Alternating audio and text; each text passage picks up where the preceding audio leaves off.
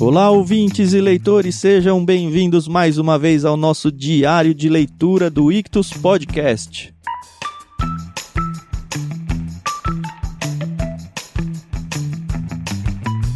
Eu sou o Thiago André Monteiro, @vulgutan no Twitter, e eu estou aqui com a minha amiga Carol para continuar a leitura dos Irmãos Karamazov de Fyodor Dostoiévski. Tudo bem, Carol? Olá, pessoal, tudo bem? Tudo bem, então? Aqui é a Carol Simão, @somentecarol lá no Twitter, se você quiser seguir, pode seguir. E vamos para esse livro que eu achei que não era um livro de menininha, mas é. Não é livro de menininha nada, não vem não. Ele tem algumas partes de menininha. Não, menininha não, que fala de romance, né? Mas o romance também faz parte da vida dos homens. Ah, verdade. Pois é, aqui a gente vê que os três irmãos, eles têm aí um lado amoroso, sei lá como a gente pode dizer isso. Tudo tá em volta do sexo, Carol. A vida se resume ao sexo, pelo menos a vida secular. E a luta do cristão é tentar transformar a vida em algo que não seja relacionado especificamente ao sexo. Mas é isso, a vida deles aqui claramente não é uma vida muito casta, né? Com certeza. A família Karamazov tem uma péssima fama, né, entre os seus vizinhos aí, né? São todos uns libertinos. Hoje é legal que a gente vai seguir entrando na segunda parte do livro. Segunda parte, livro 4, Os Corações Partidos é o título do livro. E hoje a gente vai ler 4 capítulos, né? Isso mesmo, e aí eu já digo que esse título já fala muito sobre esses 4 capítulos que nós vamos ler, e por isso que eu continuo dizendo, pelo menos esse livro, né, o livro 4, é um livro de menininha. Tá divertido, Carol?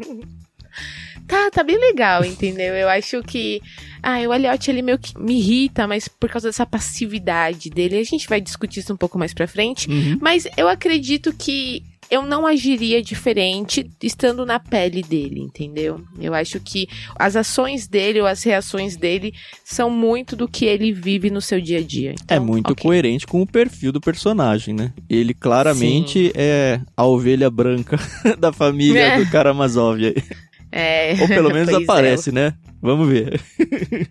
Pode ser só aparência. Pode ser, né?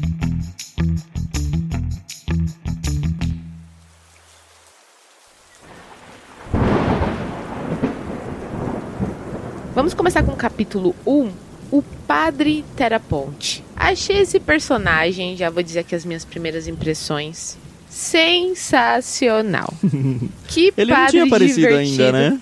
Pelo menos eu não tinha sacado ele. E assim, ele vem e ele traz uma coisa meio macabra pra história, mas que eu achei muito divertido, entendeu? Ler o que ele falou aqui foi interessante. Bom, basicamente ele é um padre já velho. Tem a idade dele aqui em algum lugar, eu não sei se eu cheguei a anotar.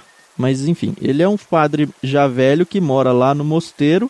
E o legal é que ele bate de frente com o líder lá. A gente imaginava que o líder funcionava quase como o papa do contexto ali deles. Mas aparentemente ele tem um rival aqui, que é o Padre Teraponte. Aparece um outro personagem que também não tinha aparecido ainda, que é um monge novo. Mais impressionado parecia o monge que chegara um dia antes, vindo de São Silvestre Pequeno, mosteiro próximo de Obdorsk, no distante norte siberiano. Eu achei uma coisa muito interessante aqui, que eu não sei se você notou, Carol. Ele é o primeiro personagem que apareceu, interagiu bastante e não foi dado o nome dele. Eu, pelo menos, não achei. É verdade, eu não tinha me tocado disso. Será que ele é o autor do livro? Porque, lembra, a gente não sabe quem é o autor do livro ainda. É verdade, ó, interessante, hein, ó. É pra se pensar, vamos anotar aí. Você falou da idade do padre, né, o Teraponte, ele tem 75 anos, se não mais. E ele é o cara do jejum, né? Ele come 2 pãezinhos na semana, não, 2 pãezinhos a cada 3 dias. Então, são 4 pãezinhos que ele fala por semana e água, e só.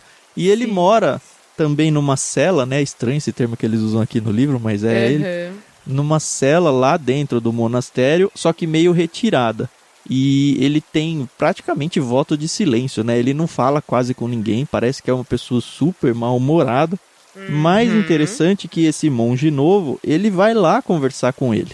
O padre Paísio leva ele lá e até fala, ó, pode ser que ele nem te atenda, porque ele não, é uma grande incógnita, a gente não sabe o que vai acontecer. Pode ser que ele não fale nada e você vá lá à toa, e pode ser que ele vá com a sua cara. Então, vamos lá.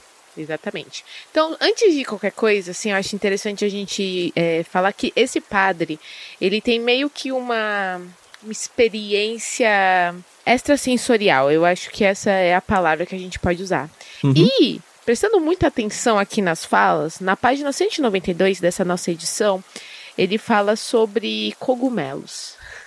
Eu não sei vocês, mas pra mim, tirando o shimeji, o shiitake, os cogumelos são alucinógenos. Então, quando eu li essa parte do sabe livro... que eu não pesquei essa? Aliás, fazer um parênteses só, Carol. Você sabe me dizer se todos os cogumelos são comestíveis? Eu acredito que não. São. Tem aqueles que são. São? Mesmo os alucinógenos e tal? Alguns só uma vez. Ah, porque depois... Tá bom, desculpa depois você vai aí, galera. pro céu ou pro inferno.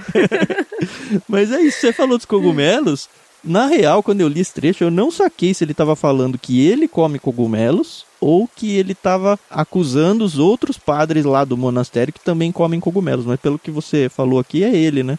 E pode ser mesmo, né? Então. Apesar do texto não ter deixado claro que isso é origem de alucinações, pode ser verdade. Eu quando eu comecei a ler, eu fiquei com essa percepção, porque aqui fala sobre o jejum que ele faz, né, que ele come pouco, mas pelo que eu entendi aqui, ele não abre mão dos cogumelos, que se encontram nas florestas. Ele fala, olha, eu até posso passar sem pão, porque o monge novo, ele exalta, né, o mestre fala, puxa, porque assim, primeiro o padre Teraponte, ele pergunta como que era o jejum lá do lugar onde você veio, e tal. E aí o monge explica tudo. Então, um parágrafo enorme explicando como que era, o que come, o que não come. Você percebe que eles têm um jejum, assim, pro nosso contexto que faz quase nada, muito restritivo mesmo.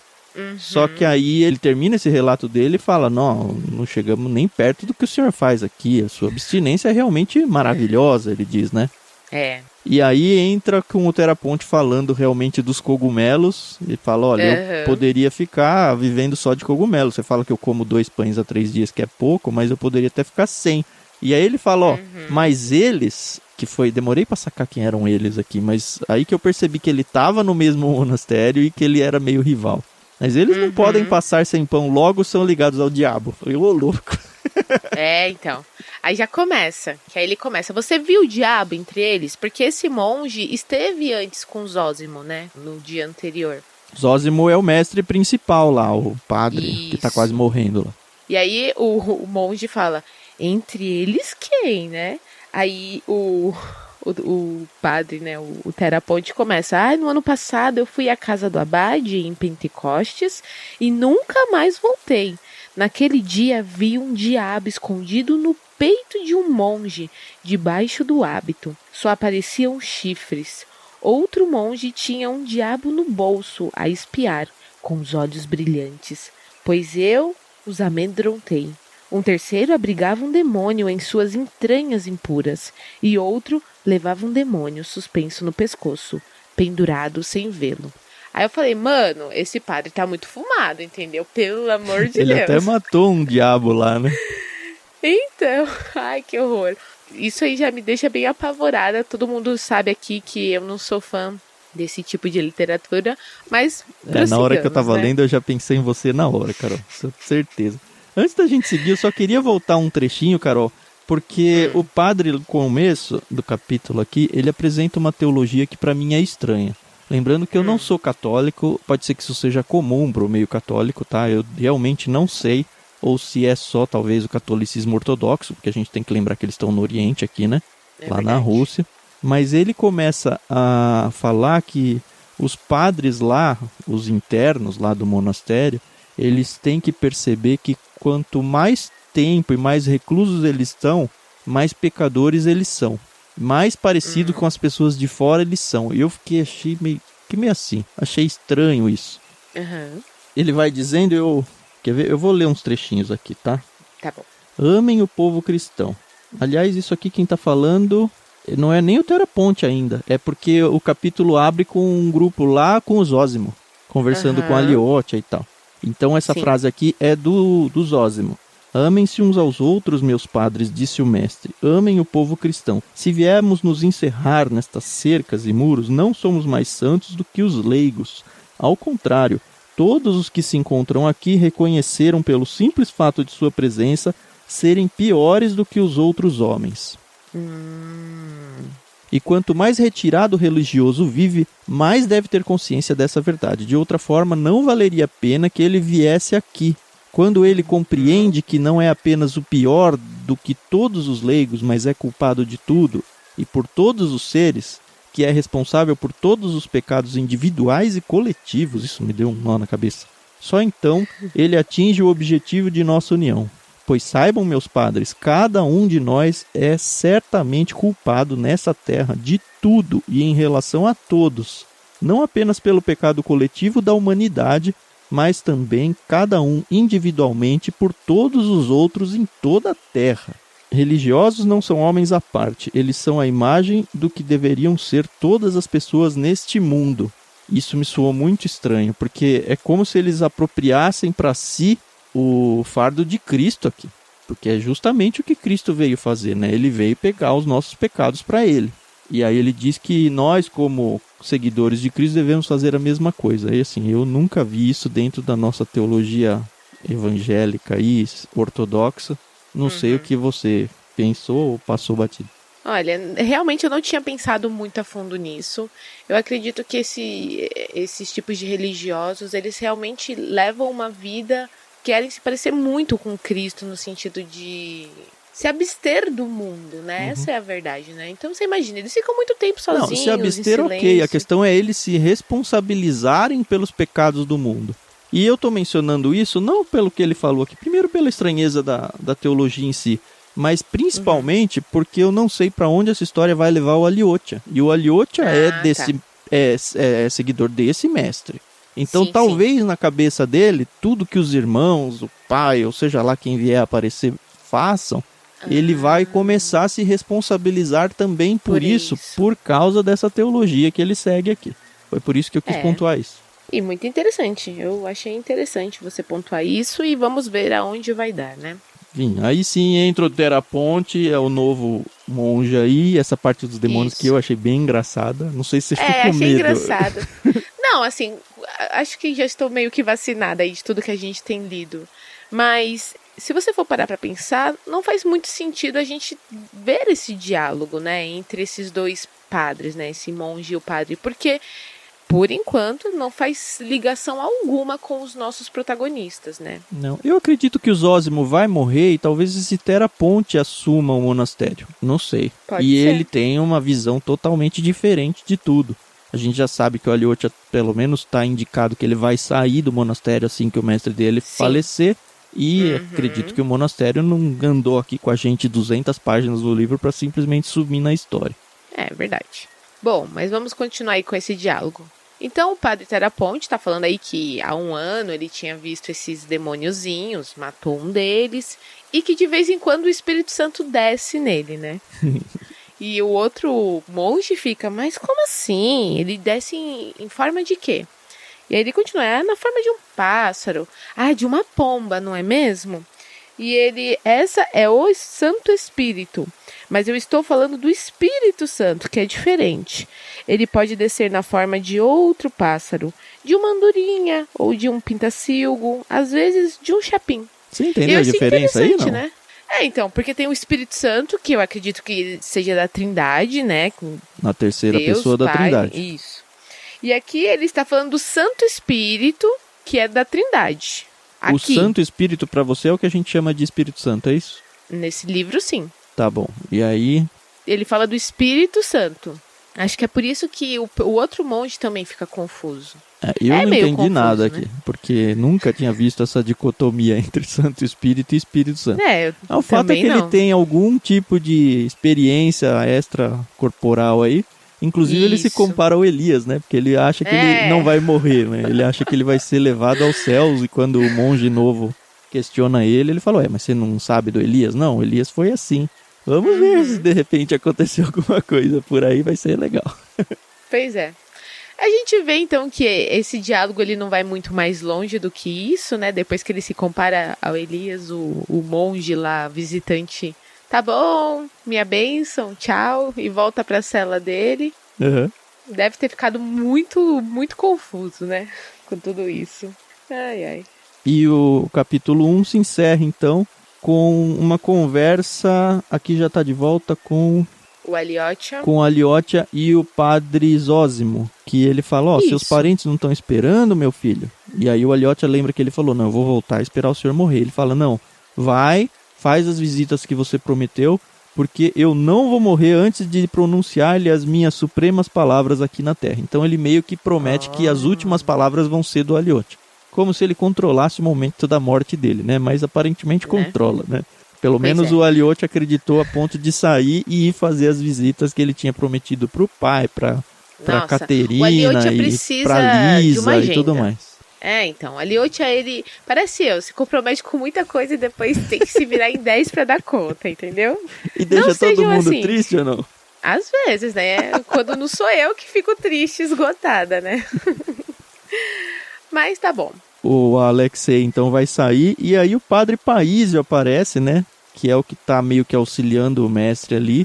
E aparentemente ele era uma pessoa meio rude até com o Aliotia, mas Sim. ele pela primeira vez parece mais carinhoso aqui e dá uma ideia aqui de que talvez esse padre Paísio é que vai assumir no lugar desse mestre, pelo menos na mentoria do Aliotia. Vamos ver. Vamos ver, porque...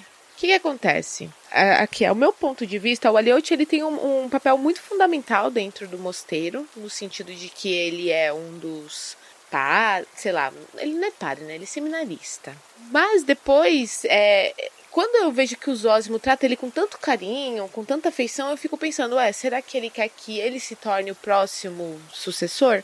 Só que depois ele fala, não, você vai se casar, você vai viver sua vida. Assim, essa relação entre eles ainda me está um pouco estranha. Eu não tenho nenhuma expectativa de que o Aliotia vá assumir o monastério lá, não. Não, nenhuma. Eu também não tenho. Mas sei lá, eu não sei se ele pensa isso. Bom, tudo bem.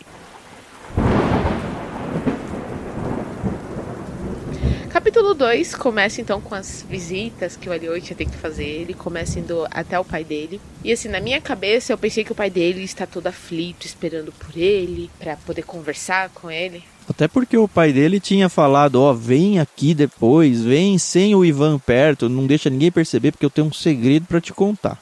E a gente ficou nessa expectativa aí. Bem novela mexicana, né? Isso mesmo. E aí quando a gente vê o Aliotia chegando na casa do Fyodor, o Fyodor, tá nem aí pra se o filho viria ou não. Aliás, ele até meio que está surpreso com a presença do Aliotia ali, né? Mais ou menos, né? Ele fala, aliás, ontem eu lhe pedi pra vir.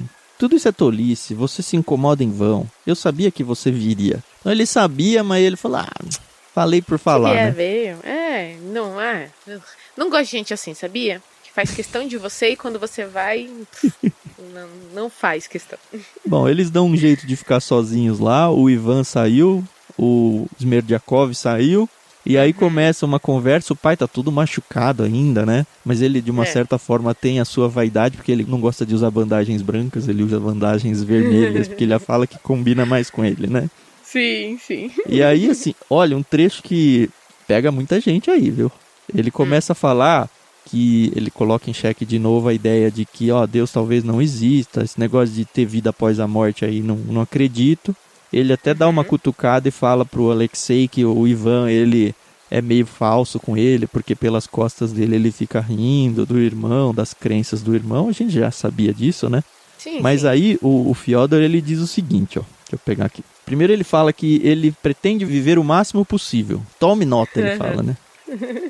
Então preciso de todo o meu dinheiro. O quanto mais velho ficar, mais eu vou precisar. Eu lendo, eu pensei, ele tá pensando em medicamentos aqui, né? Mas não, né? Não. Vou envelhecer e tornar-me repugnante. As mulheres não virão mais espontaneamente e vou precisar muito de dinheiro. E a gente já sabe pra quê, né? Assim eu acumulo o máximo possível para o meu uso, meu querido filho Alexei Fyodorovitch. Ouça bem. Pois quero viver até o fim na libertinagem. Nada melhor do que esse modo de vida. Até aí você fala, beleza, Karamazov. Só que aí ele fala uma coisa que belisca um monte de gente, viu? Talvez a maioria. Todo mundo fala contra ele e todo mundo o pratica. Tá falando desse modo de vida de libertinagem, né? Sim, Mas em segredo, enquanto eu sigo esse modo de vida à plena luz do dia. Ou seja, ele tá falando, olha, na verdade todo mundo é libertino.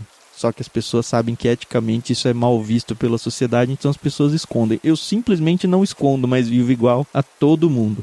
É por causa de minha fraqueza que todos os hipócritas me atacam. Enfim, a hipocrisia. E olha, ele tem muita razão nisso, viu, Carol? Eu não sei se você vive no mundo da Poliana ou não, mas ele tem muita razão nisso daí. Sim, sim. E aí ele fala a questão religiosa, ele fala, pra mim a gente adormece pra nunca mais despertar, eis a minha ideia. Aí ele dá uma cutucada falando que o Ivan tira sarro do Aliotia e tal. E o Aliotia fica em silêncio, né, o tempo inteiro. Eu não sei se eu teria esse sangue frio aí, ouvir tanta besteira e ficar calada, né? Besteira, Carol, besteira. É o que move o mundo, Carol. Tá certo. Ele continua falando um pouco da Grutchenka, né? Que ela tá nesse mundo também. E a gente já conheceu, a gente sabe que ela gosta também, né? Dessa vida que ela leva e faz isso com muito prazer. A gente descobre que ele tinha chamado o Alexei pra ele contar pra... Ele sabia que ele tava conversando com o Dmitri, né? E ele queria saber quais eram os planos do Dmitri. Era esse o segredo. Não era um segredo. Ele queria, na verdade, eram informações. E aí ele coloca um negócio aqui, na cabeça dele tá tudo muito bem desenhado, e aparentemente é isso mesmo, né? O pai fala, olha, não acredita muito no Ivan não, porque o Ivan ele tá afim de pegar a noiva do Dmitri, como ela chama? A Caterina, né? Isso, exatamente. E aí a Grutchenka vai ter a chance de ficar com o Dmitri. Eu não quero que a Grutchenka fique com o Dmitri. Então eu tenho que atrapalhar isso daí de algum jeito. Não, e aí o Aliotia também tá preocupado em saber se o pai vai prestar queixa contra o Mitya, né, o Dmitri, né, porque afinal de contas ele quase matou o pai, né.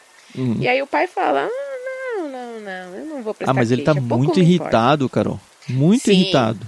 Ele fala, eu queria mandar prender esse ladrão, esse Mitya, e agora eu não sei o que fazer. E aí você percebe que ele fala que não vai dar queixa, não por causa do Dmitri, por causa da Grutchenka. Da Grutchenka. Lembra, lógico, Carol? Porque ela vai tudo atrás do sexo. O sexo rege o mundo, Carol. E não, ainda fala assim, né? Assim é o caráter dela. Grutchenka só age por contradição. Eu a conheço profundamente. Aí começa, você não quer um conhaque? Porque o que ele acredita? Se o Dmitri for preso, ela vai ficar com dó e vai atrás do Dmitri. Agora, se ele não for preso, ela vai ficar com dó do Fyodor, porque ele tá todo machucado, ele foi agredido pelo filho e tal, e aí ela vem pra ele. Então, ele não vai prestar queixa, mas não por causa do filho, não, é por causa da Grutchenka. Um pouquinho mais pra frente, ele até considera, será que se eu não pagar uma grana pra ele sumir da minha vida, ele não vai embora? Sei lá, ele fala, né, se eu desse uns 1.000 ou uns 2.000 rublos... E aí o Aliotia até fala, eu vou conversar com ele, talvez uns 3.000. Ele fala, não, desencana, ele não vai ter nada, não. Mais uma vez ele fala sobre o Ivan, falando aqui que o Ivan não ama ninguém, ele ama só a si mesmo. E assim, eu começo a ver o Ivan com outros olhos, entendeu? Eu vejo ele como aquele cara que gosta de calcular cada ação, sabe? E nada que acontece está fora do controle dele, né? Vamos ver. Ele, eu acredito que seja o mais falso, que é o que vive por aparências, é o que diz o que não pensa e não diz o que pensa. É o mais político, mas tem gente assim também no mundo, hein? Putz. Porra, e como tem. A gente vê que o Aliotia também não tá muito interessado em ficar muito tempo ali. Eu acho que ele não se sente à vontade, né, dentro da própria casa. Que triste isso, né? Você não se sentir à vontade com sua própria família. E ele é novo aqui, né? Ele, na minha cabeça, ele tá, sei lá, perto dos 18 anos, talvez não seja nem maior de idade ainda. Não me lembro se o livro deu a idade dele. Acho que ele tinha 19, né? 19 anos nessa primeira por parte. aí. Não lembro. Ele ainda é muito jovem. Imagine se você com 19 anos não sendo bem quisto na sua própria casa, enfim. E aí o pai basicamente expulsa ele de casa, né? Vai embora você também. Não tem nada a fazer aqui na minha casa hoje, disse secamente. E aí acontece uma coisa que eu anotei aqui, Carol. A Aliotia se aproximou dele para despedir-se e beijou-lhe o ombro. Por quê? Perguntou o velho surpreso. Você acha que estamos nos vendo pela última vez? Será? E aí ele fala, não, foi por acaso e tal, mas não é à toa que as coisas estão escritas no livro. Vamos ver se de repente não foi isso, né? E é muito interessante que o Fyodor, ele tem essa percepção, né? Ele sabe que ele tá sob risco, né? Ele pode matar ou morrer, né? Você tem informações, Carol, do que vai acontecer, sem me falar quais são? Não. Então, dado que você não tem, primeira pergunta, você acha que ele vai morrer? Ele vai ser assassinado? Sim, mas eu não acho que seja pelo Dmitri. É a minha percepção, eu não fui atrás de nada. Eu também não tenho essa informação, eu tenho a minha opinião aqui. O que você acha? Se ele morrer, quem que você acha que vai matar? Vamos ver se você tá boa de Agatha Christie. Eu acho que ele pode acabar morrendo ou na mão de uma mulher, e aí eu não sei se seria a Grutchenka ou a própria Catarina, ou na mão do Aliotia, num acidente. Do Aliotia? Eu tô jogando as minhas fichas 90% no Ivan, e eu ainda não descartei o Smerdyakov. Não sei que trama vai se desenrolar pra isso. Nem sei se ele for assassinado mesmo vai ser revelado de cara pra gente ou não. Quem será, né? Mas vamos ver. Vamos ver. Não temos um Poirot aí pra nos ajudar. E o livro também não é no estilo Agatha Christie. Todo mundo já sacou essa, né? Mas eu tenho isso. Enfim, mas ver. O velho chuta ele da casa, mas fala, vem amanhã. Ouviu? Pra tomar sopa. A sopa de hoje tá muito ruim, amanhã você toma melhor. Ai, caramba. Ele é doido, né? Essa que é a verdade, né? É o tipo de pessoa que quer ser amado, mas não quer se dispor a amar alguém, né? Aí entra um capítulo que parece meio que um interlúdio aqui, mas com certeza isso vai ser importante à história, que é o encontro com os escolares. E aí, quando eu li o título, eu falei, mas não tinha escola nenhuma na história até agora, né? Até agora. Basicamente, o Aliotia sai da casa do pai, ele tá indo em direção à casa daquela senhora que é a mãe da Lisa, que eu nem ouso dizer o nome sem ter ele pra ler fácil aqui na minha frente. É Koklakova. Isso aí que a Carol falou. Mas aí ele tá andando e ele presencia uma briga entre crianças que estão saindo da escola. Crianças de 8 a 10, 11 anos, assim. Ah, mas que briga, hein, Thiago? Pois é, então. Tem um riachinho dividindo um menino e um grupo grande. 6, 8 meninos, não lembro.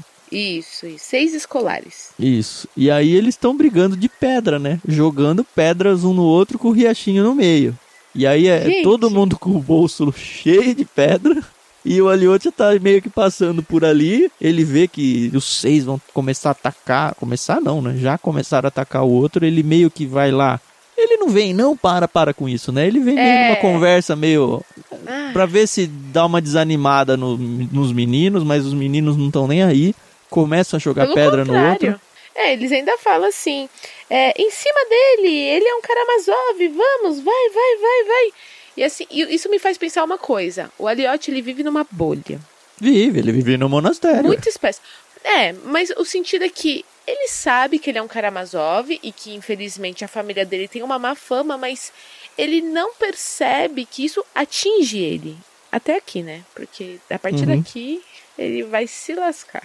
Mas quem tá tentando acertar ele não são os 5, 6 lá. É o menino que tá sozinho do outro lado. Pois é, a vítima, né, entre aspas. E acerta, né? Dá umas pedradas nas costas, no ombro dele. Isso. E ainda assim, ele não sai da linha, né? O Aliotia ainda fica tranquilo e tal. E ele começa a conversar com esses 6, falando, vocês vão matar, 6 contra 1, não é justo isso. Não, porque esse cara é um malandro, agora mesmo ele feriu aqui o nosso amigo com um canivete na sala de aula. O menino sangrou, mas ele não quis dar queixa, então agora ele tem que apanhar. E aí, enfim, rola aí, o outro menino sozinho toma uma pedrada na cabeça, cai, depois no peito. Depois cai, levanta e tal, e aí meio que acaba com a Aliotia falando, eu vou pra lá, porque, enfim, é o caminho que eu preciso pra ir pra casa, e eu vou encontrar o menino. E aí os outros falam, não, cuidado, ele vai te atacar, porque você é um Karamazov. Bizarro. E aí o Aliotia fala, não, mas ele nem me conhece, né? Ele não tem nada contra mim, né?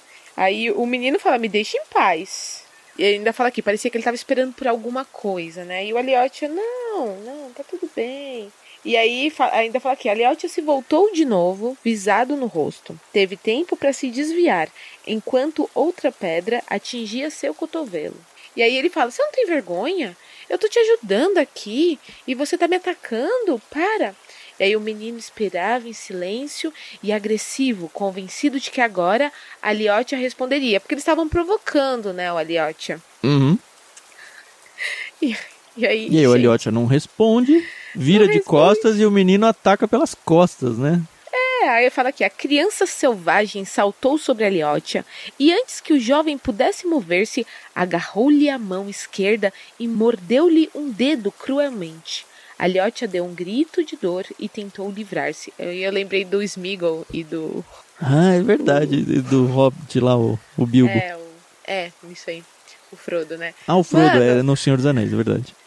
E aí o menino soltou ele, né? O Aliotia ficou com ferimento próximo à unha. Então, se você já prendeu a unha na porta, ou já perdeu uma unha por qualquer razão, você sabe a dor que é, Nossa, foi feio pelo jeito aqui, né? Pingou sangue e tudo. Ainda assim, o Aliotia não foi pra cima, né? Surpreendentemente. E aí o menino começou a chorar. Porque ele fala, você não vai fazer nada? Aliotia, não. Que Deus te abençoe, meu filho. Eu falei, nossa, mano. Que autocontrole, hein, Carol? E aí a Carol abre o capítulo de hoje falando que ele é um bananão, é isso? Super, porque eu já tinha dado na cara dessa criança. Aí você é presa, Carol, você já é maior de idade, e o menino não. O menino tinha acho que 8 anos, né? Ou pelo menos aparentava, que imagina. Isso? Um menino que arranca o meu dedo fora, tudo bem, não chegou a arrancar aqui um pedaço, mas machucou. Não, tomava umas boas bofetadas. É estranho porque o Aliotia não tem a menor ideia de quem ele é, né? Ele fala, eu não conheço e agora vejo pela primeira vez. Mas devo ter lhe feito alguma coisa. Você não me atormentaria a troco de nada. Então diga-me, o que foi que eu lhe fiz? De que você me culpa? E aí não tem resposta, porque como você falou, o menino sai correndo e vaza, né? Chorando. Vaza, e aí o Aliotia fala, bom, não tenho muito tempo pra isso, deixa eu seguir minha vida. O que eu fiquei, mano, como assim você não tem tempo pra isso? O menino te atacou. Mas não. Ele com o dedo sangrando vai lá pra casa das Koklakovas. Koklakova, isso mesmo. Olha, a Carol tá falando alemão, não? Falando russo aqui, né? Russo, Mas enfim, assim, abre o capítulo 4 com o Aliotia chegando então na casa da senhora Koklakova, que é a mãe da Lisa, que é aquela que tinha mandado a cartinha de amor pra ele, lembra? Isso, que lindo. Esse sim foi um capítulo de menininha, né, Carol? Sim, total. E assim, particularmente, depois de toda essa bizarrice que foi o padre e esse ataque aqui ao Aliotia, pra mim, acabou bonitinho essa parte, entendeu? Então a gente vê que o Aliotia chega até lá. E ele tá indo em resposta a uma carta, né? A gente não mencionou, mas no capítulo 1 de hoje... o monastério lá recebe uma carta dessa senhora Koklakova. Ela já tinha, acho que, aparecido lá no começo, quando o mestre Zósimo atende as mulheres e tudo. E ela tenta fazer o enterro de um filho dela que tinha viajado e não dava notícia há mais de ano. Eu acho que não. Essa do filho é outra. Ela queria que o padre curasse as pernas da filha, que a filha é cadeirante, lembra? Eu acho que não, porque, quer ver? Que a filha dela tem... tinha umas febres noturnas, e aí o padre curou, Lisa? né? E aí ela é cadeirante, e aí a mãe fala, eu sei que daqui uns 15 dias ela vai estar andando, eu sei disso. Tenho quase certeza que é isso, hein? Porque ela que menciona pra ele, não, você recebeu a carta do milagre e tal. Você recebeu a minha carta sobre o novo milagre? Perguntou nervosamente, no final da página 204. Sim, recebi. Você a fez circular, mostrou a todos, devolveu ao filho da mãe. Ele vai morrer hoje provavelmente, disse o Aliotia. Sei. E aí ela muda de assunto, né? Mas é que no capítulo 1 falam da carta que chegou falando que esse filho que não tinha sido autorizado a receber a extrema-unção, sei lá o que, tava voltando. Na minha cabeça, ela é a mãe dele. Mas, ok, pode ser que eu esteja errado. Vamos ver. Tá bom. Vamos lá. O caso é que... Quem tá lá na casa dela? Quem? A Katerina Ivanovna. Nesse momento, encontra aqui na minha casa, você sabia disso? Ai, que sorte, ele fala. Ela me pediu pra ir vê-la hoje. Então é uma visita a menos que ele vai ter que fazer, né? E assim, eu fico pensando, caramba, ele tá com o dedo latejando, tá sangrando, e ele fica, que bom que ela tá aqui. E não só ela que tá aí, né? Quem mais que tá lá? Quem que tá lá? O Dmitri, o irmão dele, tá lá. Olha, se fosse ali, eu ia mandar todo mundo se lascar. Vocês estão me deixando você é uma monja. Pois é. E acho que é por isso que ele não pode externar seu verdadeiro eu. Ai, ai. Aí aparece a Lisa, né? Porque ela tava toda... Lembra que ela fala, nem olha pra mim, porque eu vou ter crise de riso e tal. Aí ela dá um jeito de ficar na sala do lado, com a porta meio abertinha, onde ela consegue ver tudo, mas ninguém consegue ver ela. Pois é. E aí acontece que ele fala, olha, se você pudesse me dar um pedaço de pano pra curar o meu dedo, tá doendo muito, sabe? Eu me feri. Aí a Lisa entra em parafuso. Ai, meu Deus do céu, ai, pega não sei o que e tal, e tem que fazer um curativo agora, porque é urgente. Ela é adolescente ainda, né? Pelo que eu entendi, ela é bem mais nova que o Aliotia. Deve ter uns 16 anos. E ela fica, vai mamãe, por favor, vai pegar uma água, uma tigela, pelo amor de Deus, ele está sofrendo aqui. Ai, não, como que isso aconteceu? E dá uma surtada, né? Adolescente, né? Adolescente que entra em desespero por essas coisas, né? Mas na real ela queria que todo mundo saísse da sala pra ela poder conversar com ele, né? E aí eu pensei, ok, ela tá pedindo para as pessoas saírem, pra ela ficar sozinha, pra ela finalmente se declarar de verdade, né, pro Alexei, pra ele largar o monastério e casar com ela. Mas quando finalmente tudo isso acontece, ela fala, me devolve a carta. Ela tá com vergonha, Carol. Ela é uma adolescente. Ela não sabe se ele gostou, o que ele achou. Ela quer voltar no tempo e devolver essa carta. E aí ele fala, não tá comigo. Não, é mentira. Imagina que você não ia carregar. Não, tá lá na minha cama. E ela fala, mas esquece, porque eu escrevi essa carta há 4 dias e muitas coisas já mudaram desde então. Aí vem um trecho muito bonitinho de amor adolescente, né? Aí ele fala, hoje não é possível porque eu vou voltar ao monastério. Só tornarei a vê-la daqui a 2, 3, talvez 4. Porque o mestre Zósimo... 4 dias, ela diz. Que besteira, escute. Você riu de mim? Nem um pouco. Por quê? Porque acreditei em você cegamente. Você me ofende. Nem um pouco. Logo pensei, depois de ler, que a carta se tornaria realidade. Porque quando o mestre morrer, eu vou ter que deixar o mosteiro. Então, deverei terminar meus estudos, passar nos exames, e quando for cumprido o prazo legal, nós vamos nos casar. Eu vou amá-la muito. Ainda não tenho tempo para sonhar com isso. Mas pensei, nunca vou encontrar uma mulher melhor do que você. Que o mestre ordenou que eu me casasse. Oh, que bonitinho, hein, Carol? Não, e ela continua, né? Mas eu sou um monstro que tem que me empurrar na cadeira. Aí ele fala, então, eu mesmo vou Ela empurrar. é cadeirante, é verdade. Então acho que os dois aqui, hein, Carol? Vamos ver. Pois é. Ela chama ele de louco, né? Porque ele tá disposto a amá-la incondicionalmente, blá, blá, blá. Ai, mas tá bom. Tudo bem. Bonitinho, vai. Eu o coração da Lisa gostei. Com certeza ficou quentinho aqui depois dessa conversa. Que ela vai ficar sonhando, dando vários suspiros na cama dela, não vai? Você é menina, você já sabe que é isso. Com certeza. Gente, apesar de eu não ser muito romântica, mas eu tive minhas paixões adolescentes. Inclusive, casei com ela. Então... A mãe volta, né? Eu acho melhor chamar o médico, porque isso aí pode ser muito mais sério. E a Lisa fica, para, mamãe, de ficar falando de médico, me dê logo essa água e as tiras. E aí ela fala, é água de chumbo, Alexei. Agora me lembro eles fazem do um curativo no dedo dela. Isso, nada demais dele, também. Né? Isso. E aí, depois que tá tudo pronto, ele fala, tá bom, eu preciso conversar com a Caterina, né? E com o Dmitri, os dois estão lá, eles estão conversando alguma coisa séria. A própria mãe da Lisa vem e escute, Alexei. Não quero influenciá-lo nem levantar o véu. Veja pessoalmente o que está acontecendo. É terrível. A mais fantástica comédia que poderíamos imaginar. Ela ama o seu irmão Ivan e busca convencer-se de que está apaixonada por Dmitri. É terrível. E aí ele vai, e obviamente a gente não vai ver o que aconteceu agora, porque acabou a nossa leitura de hoje, né? Mas assim, foi legal, foram capítulos bem diferentes do que a gente estava vendo. A gente está vendo muito mais agora a visão do Aliotia, né, sobre a família, os amigos, aqueles com quem ele convive. E a gente já sabe que ele tem um interesse amoroso, entendeu? Eu acho interessante esse negócio de que ele não se apaixonou, ele decidiu amar a Lisa. Isso é fofo. Ai. Mas é isso.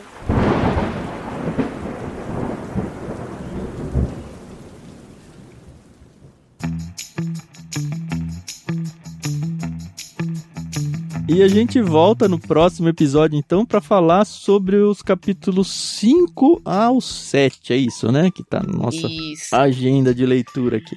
Ai, vamos ver.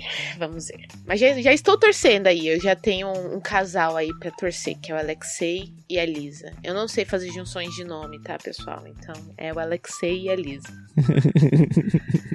Tipo o quê? J-Lo e não sei quem lá? Essas coisas assim que eu não sei fazer. Eu sou antiga pra isso. Eu ia falar a gente é velho, mas vai que você não gosta, né? Não, mas eu sou velha. Eu tenho espírito, velho. Mas tá bom. O que você ia falar da Lisa? Não, que ó, a Liotia e Lisa dá a Lisa. Olha tá que bom. Falta de criatividade. Casal a Lisa. Pronto. Então tá bom. Se você seguiu com a gente até aqui, obviamente está gostando do livro, segue na leitura com a gente. Convida outras pessoas para ouvir esses áudios também. Vai ser bem interessante. Se você tá ouvindo aqui, por acaso nem tem o livro ainda, não sei porque você estaria aqui, mas enfim, a gente tem um link para você comprar esse livro e até ajudar a gente numa comissão aí na descrição desse áudio.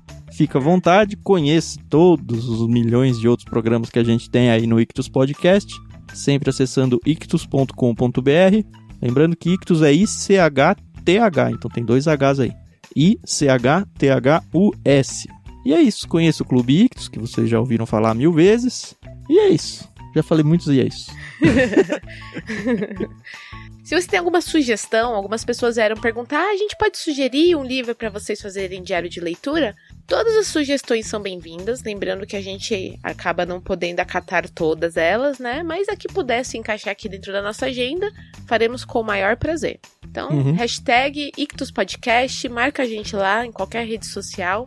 Ou vai lá no nosso Telegram, né? Agora tá um boom de pessoas entrando no Telegram. A gente tem um canal lá onde a gente posta lá em primeira mão, pra quem tá realmente acompanhando a leitura com a gente, lá no Telegram, então, t.me/Clube Ictus. E agora você já sabe escrever Ictus, né? Então tá, pessoal, a gente volta aí no próximo episódio do Diário de Leitura e estamos muito ansiosos para saber as impressões de vocês e se vocês tiverem qualquer correção, sugestão ou crítica, por favor, nos deixe saber. Isso aí. Até mais, galera. Tchau, tchau. Tchau, pessoal.